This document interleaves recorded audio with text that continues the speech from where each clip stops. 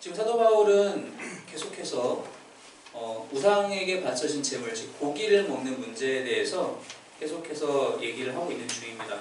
그러면서 지금 아주 그 세분화된 그 아주 구체적인 문제, 우리가 우상에게 바쳐진 고기, 그 고기가 시중에 유통이 돼서 시장에서 팔리고 있는데 그 고기를 내가 사 먹을 것이냐 먹지 않을 것이냐에 대한 문제를 다루면서 그 이야기에 살을 붙이고 점점점 쌓아 올라가면서 점점점 큰 범위의 이야기를 지금 계속 다루고 있어요. 그래서 결과적으로 사도 바울이 이 고린도전서 전체를 통해서 다루고 싶었던 내용 중에 하나가 뭐였냐면은 우리가 갖고 있는 자유, 내가 실제로 누리고 있는 자유를 내가 그 자유를 다 내가 누릴 것이냐, 혹은 다른 사람을 위해서 절제할 것이냐, 나의 권리를 일정 부분 포기하고 영혼 구원을 위해서 어느 정도 나의 자유를 절제할 것이냐라는 문제를 계속 다루면서 오늘 10장 전반부에서도 그 이야기를 또 한번 하고 있는데, 이번에는 이 이야기를 어떤 그 예를 갖고 와서 이야기를 하냐면 출애굽 사건에 대해서 같이 비교하면서 우리가 어떻게 하나님과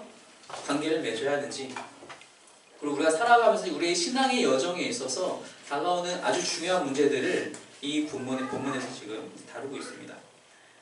계속적으로 사도 바울은 고기를 먹는 문제, 안 먹는 문제, 즉 고기를 먹고 안 먹고 자체는 중요한 것이 아니라 그렇게 함으로써 내 주변에 있는 사람들이 하나님께로 나아가는 길에 혹시나 걸림돌이 되나 되지 않나를 살펴보라고 그랬어요. 내가 만약 고기를 먹어서 믿음이 연약한 자들이 저 고기 먹으면 우상에게 바쳐진 고기인데 저거 먹으면 안 되는 거 아니야? 라고 시험이 들면 먹지 않아야 되고, 내가 안 먹는 것을 내가 옳다고 생각해서 다른 사람들한테도 강요하면 안 된다는 문제였어요. 다른 사람들은 괜찮아, 어차피 우상은 다 가짜이기 때문에 어차피 우리 하나님을 섬기는 사람들이니까 이제 정하고 부정하고 다 사라졌잖아, 이제 우리 먹어도 상관없어 라는 사람들을 정죄하면 안 된다. 내가 안 먹는다고 해서 정죄하면 안 된다. 그 이야기를 점점 발전시키면서 우리 모두가 다 각각의 지혜는 있지만 그 지혜를 나를 드러내기 위해서 하는 것이 아니라 우리가 공동체 안에서 사랑을 함께 나누기 위해서 그 지혜를 사용해야 하고, 그리고 특별히 더 자유하다고 생각하고 있는 자유주의 사람들, 즉 모든 것은 다 이제 우리에게 가하다라고 생각하는 사람들에게 특별히 얘기하기를, 그럼에도 불구하고 우리의 자유를 제한할 필요가 있다. 왜? 다른 사람들이 시험 들지 않기 위해서. 오늘 이 본문은 좀 더 그 사람들을 포커스로 세워져요. 그 사도 바울은 한 가지 예를 갖고 오는데 바로 그게 출애굽 사건입니다. 1절 말씀해 보니까 형제들아 나는 너희가 알지 못하기를 원하지 아니하노니 하면서 우리 조상들이 다 구름 아래에 있고 바다 가운데로 지나며, 이 이야기만 딱 들어도 유대인 출신 그리스도인이라면 이게 무슨 얘기인지 아는 거예요. 우리가 구름 아래에 있었다고? 구름 기둥 얘기하는 거네. 우리가 바다를 지났다고? 홍해 바다 갈라진 거 얘기하는 거네. 유대인 출신 그리스도인들은 다 이제 감이 와요. 그 대부분의 우리는 자유를 누릴 수 있어 그리스도 안에서 라고 생각하는 사람들은 사실 유대인 출신 그리스도인은 아니었고 그리스, 이방인 출신 그리스도인들이, 그런 사람들이 부류가 좀 더 많았어요. 근데 그러한 사람들일지라도 이 출애굽 사건은 이미 중요한 사건이기 때문에 단지 유대인뿐만이 아니라 그리스도인 교회 안에서도 상당히 중요한 사건이기 때문에 이미 교회 안에서 나누어진 바가 되었다는 얘기입니다. 이 이야기가. 그래서 사도 바울이 첫째 줄에 말하기를 나는 너희가 알지 못하기를 원하지 않는다. 너희가 설령 이방인 출신이라 하더라도 이 출애굽 사건을 너희가 모르기를 원치 않는다. 이건 정말로 중요한 사건이다. 왜? 우리가 이제 오전 예배에서도 목사님께서 출애굽기 강의를 해주시지만 출애굽 사건 자체가 우리를 하나님께서 어떻게 구원시키시는지에 대한 좋은 예표가 되잖아요. 하나의 큰 모델이 된단 말이에요. 그걸 너희가 알아야 한다. 근데 우리 한번 그때로 돌아가 보자. 그 사람들이 그때 이스라엘 민족이 애굽에서 나오면서 하나님의 보호하심 가운데 홍해도 건너고 2절 말씀에 모세에게 속하여 다 구름과 바다에서 세례를 받고, 즉 사도 바울은 이걸 세례로 표현하는 거예요. 즉 이 사건을 통해서 구름과 바다를 지나오면서 이들이 모세를 통하여 하나님께 충성을 약속한 사람들이 된 거예요. 모세에게 충성하는 것이 아니라 모세를 통하여 하나님에게 충성을 약속한 민족이 되었다라고 합니다. 그래서 출애굽기에서도 19장에 가서 보면 하나님 앞에서 제사 드리면서 언약을 맺는 장면이 등장을 해요. 3절에 다 같은 신령한 음식을 먹으며, 여기서 말하는 신령한 음식은 당연히 만나를 얘기하는 것이죠. 알지 못하는 사람들이 당시까지 본 적도 없는 그런 놀라운 음식을 먹잖아요. 4절에 다 같은 신령한 음료를 마셨으니, 여기서 말하는 신령한 음료는 반석에서 나오는 물이에요. 광야에서 물이 없잖아요. 그죠? 오아시스를 만나지 못하면 물을 못 마시는데 하나님이 투덜거리는 이스라엘 백성들을 위해서 반석에서 물을 내세요. 그것을 신령한 음료라고 얘기를 하는 겁니다. 이는 그들을 따르는 신령한 반석으로부터 마셨음에 그 반석은 곧 그리스도시라. 사실 이 메타포는 요한복음에서 그대로 나오죠. 예수님께서 나에게서 나오는 생수를 마시라고 말씀하시잖아요. 이렇게 이들은 출애굽 40년 광야의 길에서 받은 복이 엄청나게 많다는 거예요. 저는 성지순례 가본 적이 없지만 다녀오신 분들은 항상 지나는 코스가 이 광야 코스를 한번 지나는데, 근데 절대 광야 코스를 길게는 갈 수 없대요. 이게 나이가 드시면 드실수록 버티기가 너무 힘들어서, 일단 버스가 쭉 가가지고 광야 한복판에 싹 내리시면은 일단 내리는 그 순간 열기와 뜨거운 햇빛 때문에 이건 있을 곳이 못 된다. 그런데 40년을 거기서 있었다는 거예요. 이스라엘 백성. 40년을 어떻게 있었어요? 우리가 성경에 기록되기로는 옷 하나 헤어진 것이 없이, 신발 하나 헤어진 것이 없이 40년을 지나온 거예요. 이게 가능합니까? 맨발로 걸어 다니는데, 우리처럼 차를 타고 다니는 것도 아닌데. 그런데 그렇게 했다는 거예요. 아무리 그 사람들이 출애굽할 때 짐을 바리바리 싸들고 와도 40년 먹을 식량을 갖고 올 수가 없어요. 근데 먹고 살았어요. 마시고 살았어요. 그게 복이라는 거예요. 그게 하나님께서 이들에게 베푸신 복인데, 그 구원의 여정 속에서 베푸신 복인데, 9절, 그러나 그들의 다수를 하나님이 기뻐하지 아니하셨으므로, 복을 주셨는데 기뻐하지 않으셨대요. 그 이유가 무엇이냐? 그들이 하나님을 떠났기 때문입니다. 그래서 하나님께서 5절 후반부에 그들이 광야에서 멸망을 받았느니라. 그들이 광야 40년 동안 지은 죄가 있다는 거예요. 40년 동안 받은 복도 셀 수가 없는데, 그들이 40년 동안 지은 죄도 셀 수가 없이 많아요. 그 죄들 바울이 일일이 가장 대표적인 죄를 나열을 합니다. 보니까 7절 말씀에 그들 가운데 어떠한 사람들과 같이, 즉 출애굽한 이스라엘 백성들 중에 어떠한 사람들과 같이 너희는, 즉 고린도 교회의 교인들인 너희는 우상 숭배하는 자가 되지 말아라. 그들은 우상 숭배했다는 얘기예요. 언제적 얘기죠? 모세가 산에 올라간 다음에 40일 동안 소식이 없자 모세의 형이 아론이 금붙이를 가지고 다 녹여서 금송아지를 만들어요. 그 우상 숭배를, 그 사건을 얘기를 하는 거예요. 그렇게 우상 숭배하면서 그게 먹고 그 기록된 바 백성이 앉아서 먹고 마시며 일어나서 뛰노는 것 같으니라 얼마나 난리쳤냐. 거기서 얼마나 많은 사건들이 일어나느냐. 우리는 그러지 말자. 8절에 그들 중에 어떤 사람들이 음행하다가 하루에 23,000명이 죽었나니, 민수기 25장 가서 보면 이 장면이 나와요. 이방 민족과 음행이 벌어집니다. 그래서 그 아론의 자손 중에, 아론의 아들 중에 한 사람이 일어나가지고 이러면 안 된다라고 창으로 깨뚫고 그 불륜한 사람들 죽인 장면이 또 나오거든요. 그날 23,000명이 죽은 거예요. 우리 그러지 말자. 우리는 그러면 안 된다. 또 9절에 보니까 그들 가운데 어떤 사람들이 주를 시험하다가 뱀에게 멸망하였나니, 불뱀이 나와서 사람들 다 물고 돌아다니죠. 그래서 하나님이 어떻게 하세요? 모세를 통해서 노뱀 만들어라. 보는 사람은 살고 안 보는 사람은 죽을 것이다. 그 사건을 얘기하는 거예요. 우리는 그들과 같이 하나님을 시험하지 말자. 10절에 그들 가운데 어떤 사람들이 원망하다가 멸망시킨 자에게 멸망하였나니, 언제 원망했어요? 사실 날마다 멸망했죠.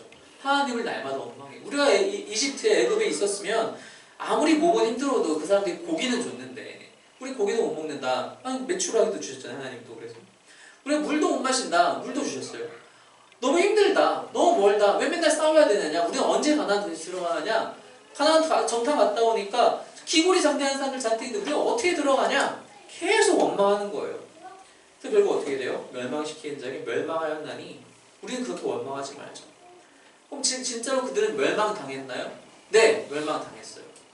출애굽을 한 시점에서 그 애굽의 국경을 넘어 나오는 이스라엘 민족 중에서 단 한 사람도, 두 사람 빼고, 우리가 알고 있다시피 갈렙과 여호수아, 이 두 사람을 빼고 나머지는 싹 멸망당했어요. 그들의 자손만, 그들의 아들, 딸들, 손자, 손녀들만 가나안에 들어가게 됩니다. 딱 이 두 사람 제외하고서. 이 두 사람이 유일하게 믿음을 보인, 하나님 앞에 믿음을 보인 사람들이었잖아요. 심지어 모세조차도, 아론조차도 들어가지를 못해요. 그들이 저지른 죄악 때문에 이 이스라엘 백성들은 벌을 받게 되었는데 그것이 무엇이냐? 멸망받았다는 거예요. 우리는 그러지 말자. 사도 바울이 지금 고린도 교회 사람들에게 아주 강청하고 있는 거예요. 우리는 그러지 말자. 왜 사도 바울이 이런 경고를, 이 경고의 메시지를 고린도 교회 사람들에게 얘기하느냐? 고린도 교회 사람들이 현재 그러고 있어서 그렇다고 합니다. 그들이 교만했어요. 어떻게 교만했느냐? 우리가 알다시피 고린도 교회 사람들은 영적인 은사들을 차고 넘치게 받았어요. 그래서 사도 바울이 고린도전서 12장 13장에 가서 은사 중요한 거 아니다. 사랑이 중요한 거다 얘기하잖아요. 그러면서 사람들이, 그 고린도 교회 사람들이 어떻게 생각을 했냐면 자기들은 세례도 받았고 같이 성만찬도 나누고 영적인 은사도 많이 받았고 할 수 있는 게 많은 거예요. 막 기도하면 병이 낫고 말 못하던 자가 말을 하고 앉아있는 사람이 일어나고 놀라운 일이 일어나니까 내 생활은 아무리 개차반 같은 삶을 살아도 은사가 있으니까 자기는 잘 사는 것처럼 생각하는 거예요. 착각하고 오해하는 거죠. 그래서 고린도 교회, 우리가 고린도전서 전반부에서 이미 다뤘지만 엄청 심각한 불륜의 문제가 있었고 당을 짓는 이 사건이 있었죠. 서로 싸우게 되고 서로 다투게 되고 누가 옳다 겸손하지 못해서 이 모든 일이 발생했다는 겁니다. 교만해서 너희가 지금 하고 있는 형태가 딱 그렇다.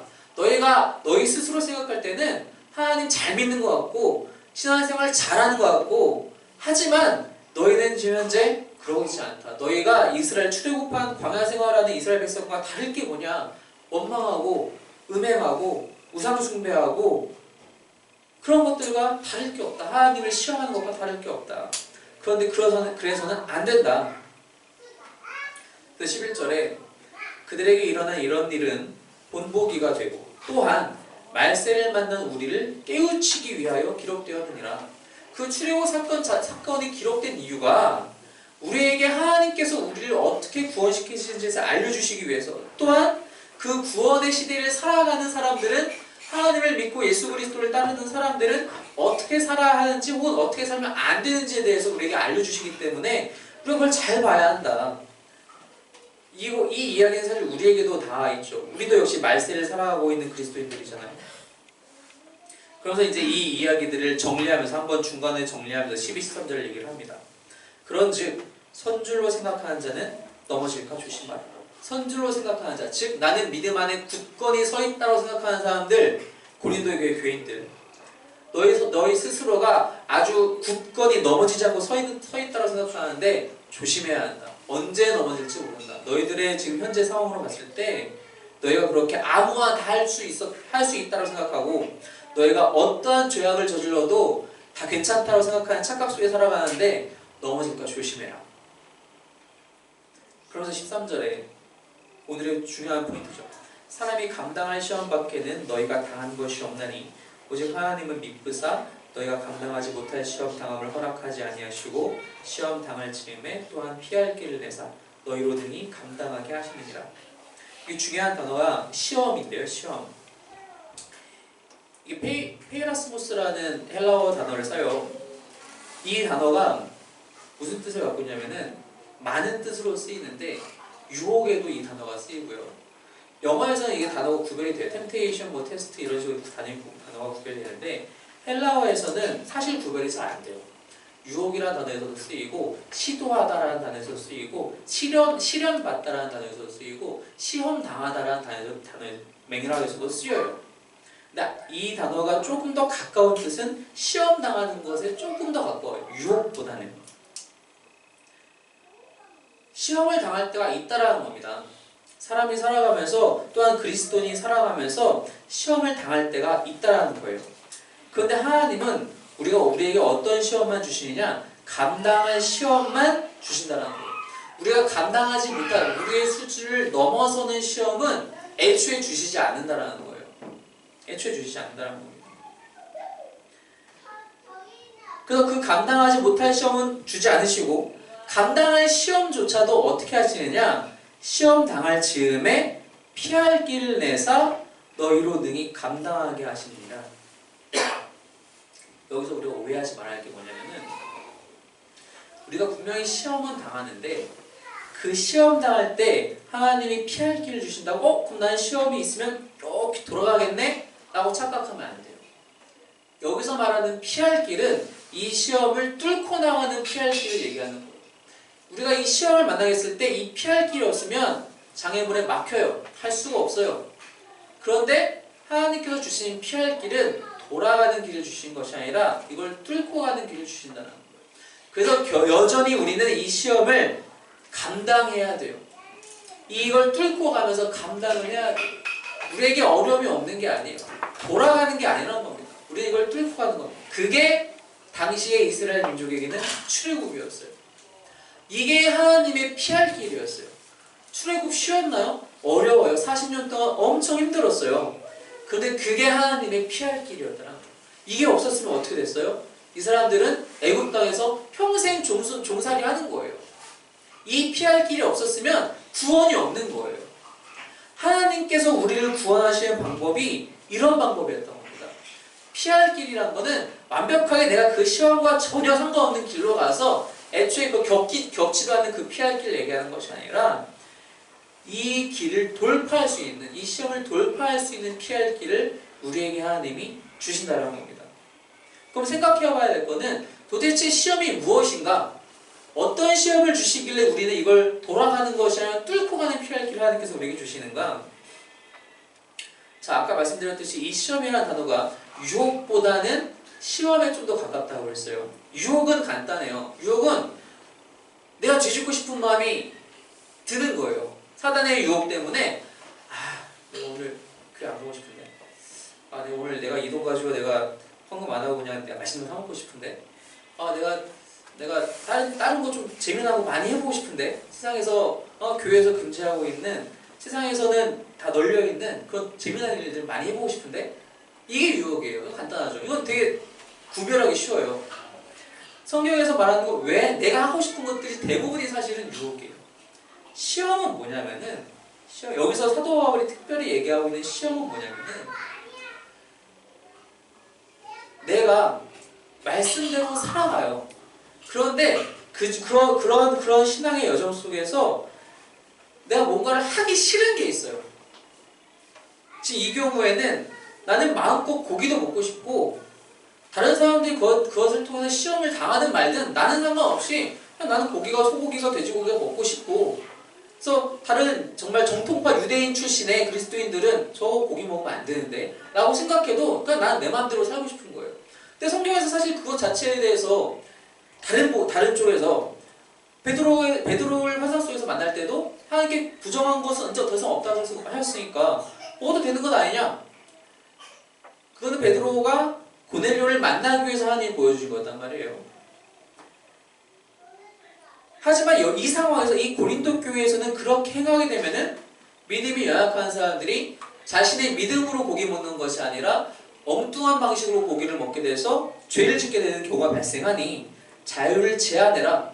바로 이 부분의 시험을 얘기하고 있는 거예요. 우리가 살아가면서 시험 당할 때가 언제냐? 말 그대로 믿음의 여정 속에서 내 믿음이 더욱더 굳건해질 수 있는 시기가 와요. 그때 그것을 건너가면은 시험을 감당하는 게 되는데 우리는 대부분 그게 싫어요. 예를 하나 들어볼게요. 욥기를 보시면 욥이 많은 시험을 당해요. 사실 욥이 당한 건 사단의 유혹은 아니잖아요. 하나님께서 시험을 주세요. 그 시험을 어찌어찌해서 욥은 통과를 해요. 근데 욥이 자력으로 통과했나요? 결과적으로 마지막에 보면은 욥은 사실 자력으로 통과한 것이 아니었어요. 그죠? 물론 욥의 세 친구가 찾아와서 엉뚱한 이야기를 해요. 그 엉뚱한 이야기에 욥이 아니야. 나는 지금 내가 죄 지어서 벌 받는 게 아니야. 라고 맞는 말은 하지만 그게 완벽히 맞는 말은 아니었어요. 결과적으로 마지막에 가서야 하나님께서 진짜 답을 알려주시고 이렇게 되는 거구나. 그리고 욥은 그 시험을 통과해서 마지막에 더 큰 복을 받게 돼요. 우리가 살아갈 때 그런 일들이 존재하는 겁니다. 나의 믿음의 근간을 흔들려고 하는 시험들이 존재한다는 거예요.